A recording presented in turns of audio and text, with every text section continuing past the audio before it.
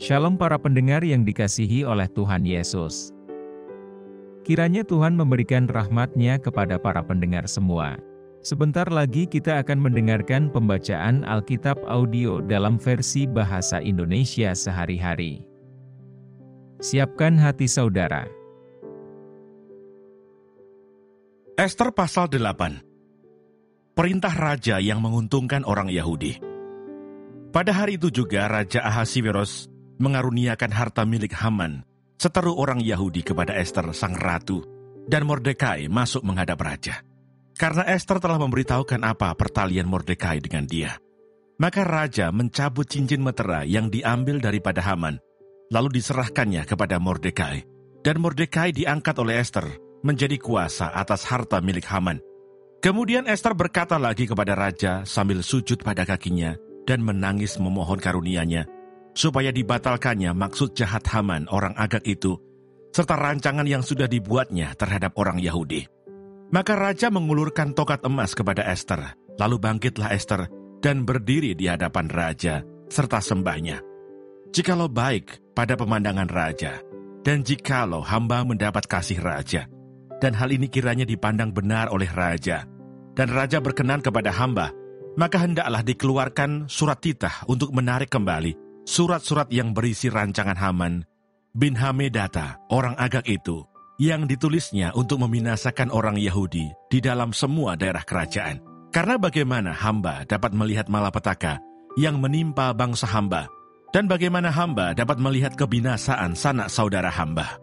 Maka jawab Raja Ahasiweros kepada Ester sang ratu, serta kepada Mordekai orang Yahudi itu, harta milik Haman telah kukaruniakan kepada Ester, dan Haman sendiri telah disulakan pada tiang karena ia sudah mengacungkan tangannya kepada orang Yahudi. Tuliskanlah atas nama raja apa yang kamu pandang baik tentang orang Yahudi, dan meteraikanlah surat itu dengan cincin meterai raja. Karena surat yang dituliskan atas nama raja dan dimeteraikan dengan cincin meterai raja tidak dapat ditarik kembali. Pada waktu itu juga dipanggillah para panitera raja dalam bulan yang ketiga, yakni bulan Siwan, pada tanggal 23, dan sesuai dengan segala yang diperintahkan Mordekai, ditulislah surat kepada orang Yahudi, dan kepada para wakil pemerintah, para bupati, dan para pembesar daerah, dari India sampai ke Ethiopia, 127 daerah, kepada tiap-tiap daerah menurut tulisannya, dan kepada tiap-tiap bangsa menurut bahasanya, dan juga kepada orang Yahudi menurut tulisan dan bahasanya. Maka ditulislah pesan atas nama Raja Ahasiweros, dan dimeterai dengan cincin meterai raja. Lalu dengan perantaraan pesuruh-pesuruh cepat yang berkuda, yang mengendarai kuda kerajaan yang tangkas, yang diternakkan di pekudaan, dikirimkanlah surat-surat yang isinya, raja mengizinkan orang Yahudi di tiap-tiap kota untuk berkumpul dan mempertahankan nyawanya, serta memunahkan, membunuh, atau membinasakan segala tentara, bahkan anak-anak dan perempuan-perempuan dari bangsa dan daerah yang hendak menyerang mereka dan untuk merampas harta miliknya. Pada hari yang sama di segala daerah, Raja Ahasiweros pada tanggal 13 bulan yang ke-12, yakni bulan Adar.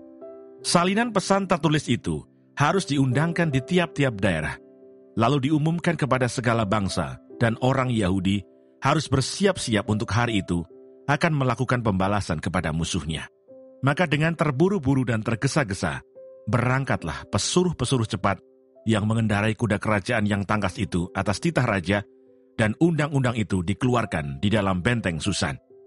Dan Mordekai keluar dari hadapan raja dengan memakai pakaian kerajaan daripada kain ungu tua dan kain lenan, dengan memakai tajuk emas yang mengagumkan, serta jubah daripada kain lenan halus dan kain ungu muda. Maka kota Susan pun bertempik soraklah dan bersukaria.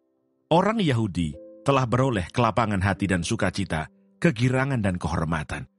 Demikian juga di tiap-tiap daerah dan di tiap-tiap kota, di tempat manapun titah dan undang-undang raja telah sampai, ada sukacita dan kegirangan di antara orang Yahudi, dan perjamuan serta hari gembira. Dan lagi banyak dari antara rakyat negeri itu masuk Yahudi, karena mereka ditimpa ketakutan kepada orang Yahudi.